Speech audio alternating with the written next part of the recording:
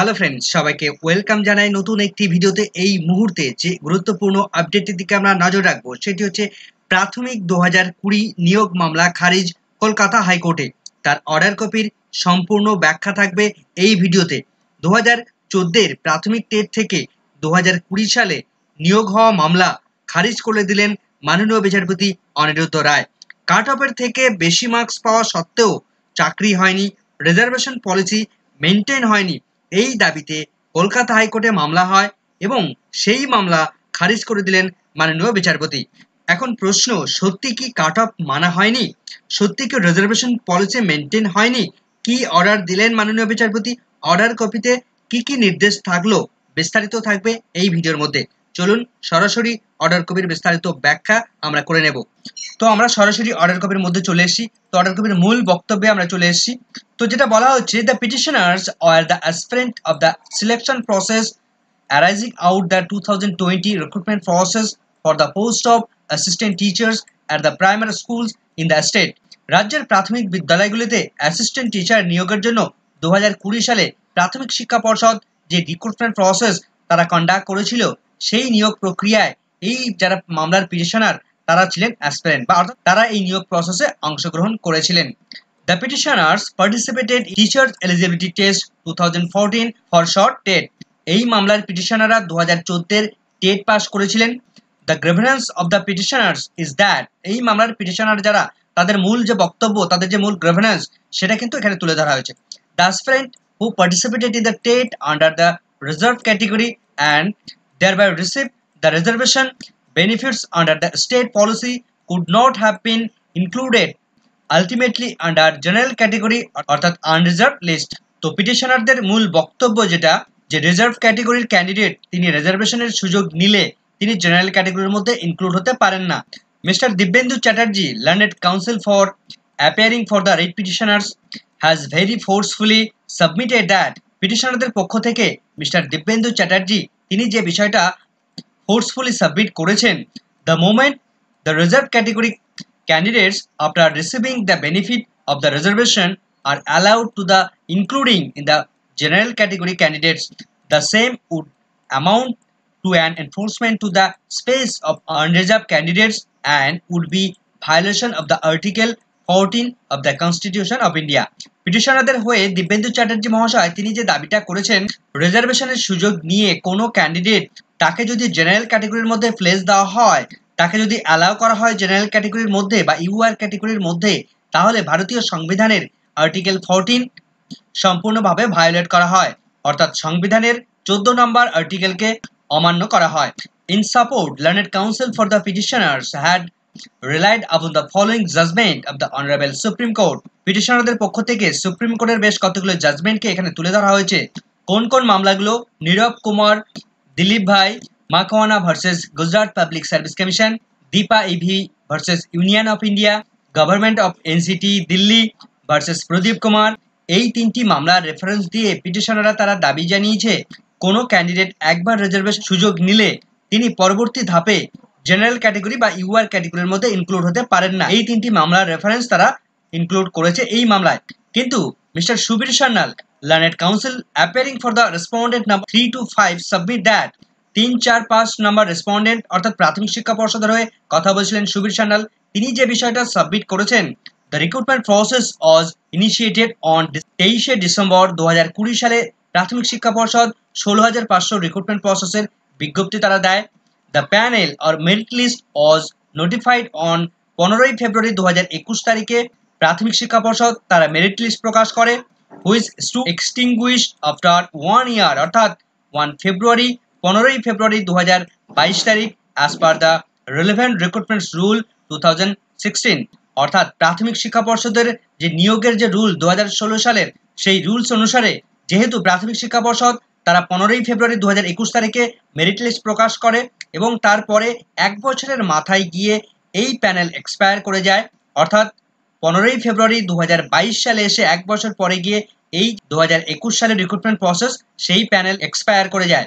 কিন্তু এর পরে মূল যে লাইনটা উল্লেখ করা রয়েছে, the writ petition was file on January 13, 2023 তারিখ, অর্থাৎ প্যানেল এক্সপায়ার করে যাওয়ার প্রায় 11 মাস পরে গিয়ে, প্রায় এক বছর ধরা যেতে পারে, পরে গিয়ে তারা এই মামলা পিটিশন ফাইল করে। Mister Subir Sanyal then submits once the panel stood extinguished and expired.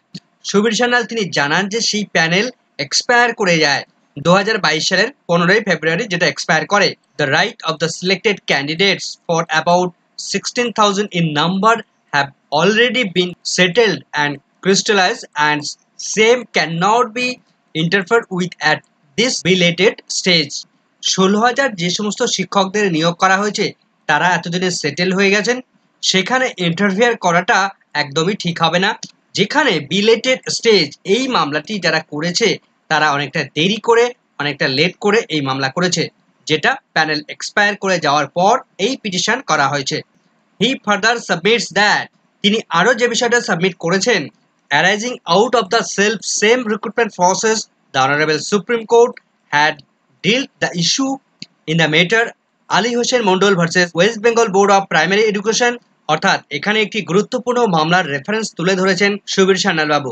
কেননা আমরা জানি এই আলী হোসেন মন্ডলের যে মামলা, অর্থাৎ এটা হচ্ছে 3929 এর যে মামলা, সেই মামলা সুপ্রিম কোর্টে এই সমস্ত চাকরি প্রার্থীদের চাকরি সম্পূর্ণভাবে খারিজ করে দিয়েছেন।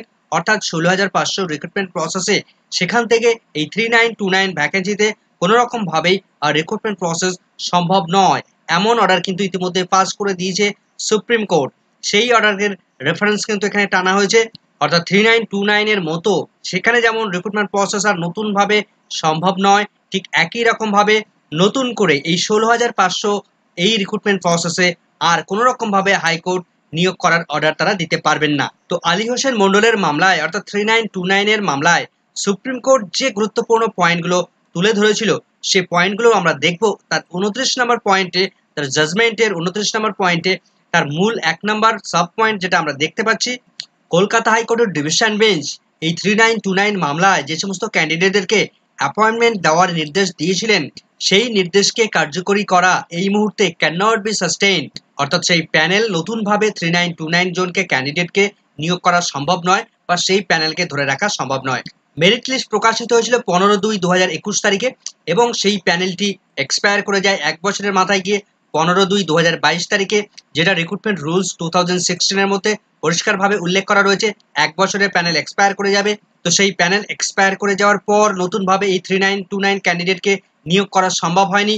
No extension by any competent authority was granted to 15/2/2021। অর্থাৎ 15/2/2021 তারিখে প্যানেল প্রকাশ হওয়ার পর সেই প্যানেলটাকে এক্সটেনশন করানোর জন্য কোনো রকমভাবে পদক্ষেপ গ্রহণ করা হয়নি। তার ফলে মে মাসের 2022 তারিখের মে মাসে এসে সেই 3929 মামলা যারা করেছিলেন তারা সম্পূর্ণ প্যানেল এক্সপায়ার করে যাওয়ার পর তারা মামলা করেছিলেন, তার ফলে তাদের মামলাটি কিন্তু ক্যান্সেল হয়ে যায় বা খারিজ হয়ে যায়।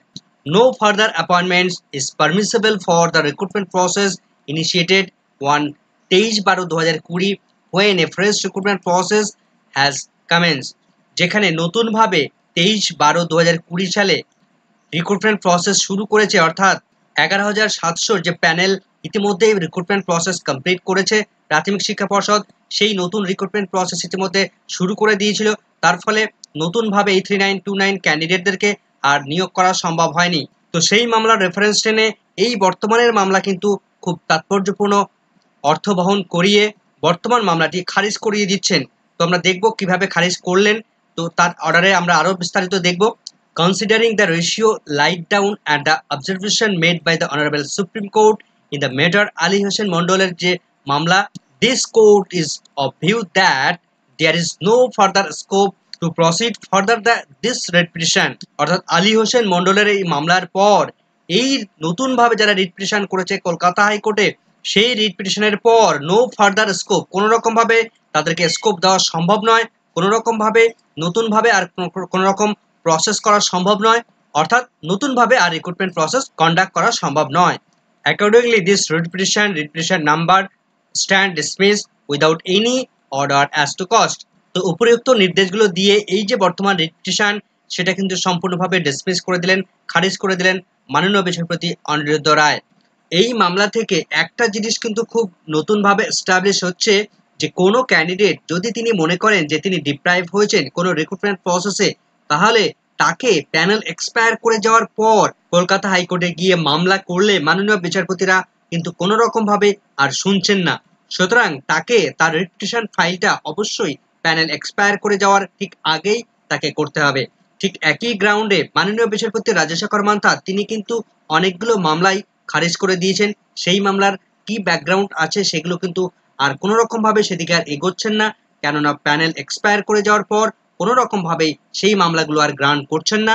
তাই যদি কেউ ডিপ্রাইভ হয়েছেন বলে মনে করেন তাহলে প্যানেল এক্সপায়ার করে যাওয়ার ঠিক আগেই তারা মামলাটা করবেন, নইলে কিন্তু কোনো রকম ভাবে সুযোগ সুবিধা তারা পাবেন না। সুতরাং তার মামলা করার এই যে খরচ সম্পূর্ণটাই কিন্তু বৃথা যাবে। আপাতত এখানে শেষ করছি। ভিডিওটি সম্পূর্ণ দেখার জন্য সকলকে ধন্যবাদ।